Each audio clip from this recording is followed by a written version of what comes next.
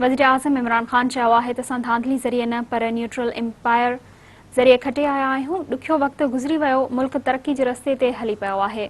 Lockdown लाइ मुंहिंजे मथां दबाउ विधो वियो, चयो वियो त माण्हू मरनि पिया। इमरान खान मथां FIR दाख़िल कई वञे। लॉकडाउन लॻायूं हा त अॼु भारत जहिड़ी सूरत हाल हुजे हा। पेशावर में रश्के इकोनॉमिक ज़ोन जे तक़रीब खे ख़िताब कंदे वज़ीराअज़म इमरान खान चयो त हुकूमत जी शुरूआती 1.5 साल तमामु ॾुखियो हो। कर्ज़ अदा करण लाइ बि पैसा न हुआ।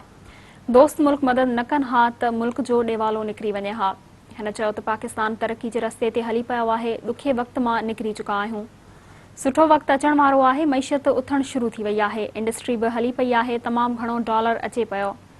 परॾेह में रहंदड़ पाकिस्तानियुनि पारां पैसा मोकिलण करे मईशत खे हथी मिली आहे। वज़ीराअज़म वधीक चयो त पाकिस्तान जो मुस्तक़बिल इंडस्ट्रियलाइज़ेशन में आहे। परॾेही वापार लाइ इंडस्ट्री लॻाइण जी ज़रूरत आहे।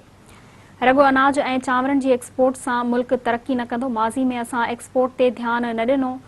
सभ खां तेज़ तरक़ी कंदड़ मुल्क चीन आहे। चीन जी इक़्तिसादी तरक़ी मां घणो कुझु सिखी सघिजे थो। हिन चयो त हुकूमत जो कमु आहे सीड़पकारनि लाइ आसानियूं पैदा करे। सीड़पकारनि लाइ जेतिरियूं आसानियूं पैदा कयूं वेंदियूं, एतिरी सीड़पकारी वधंदी।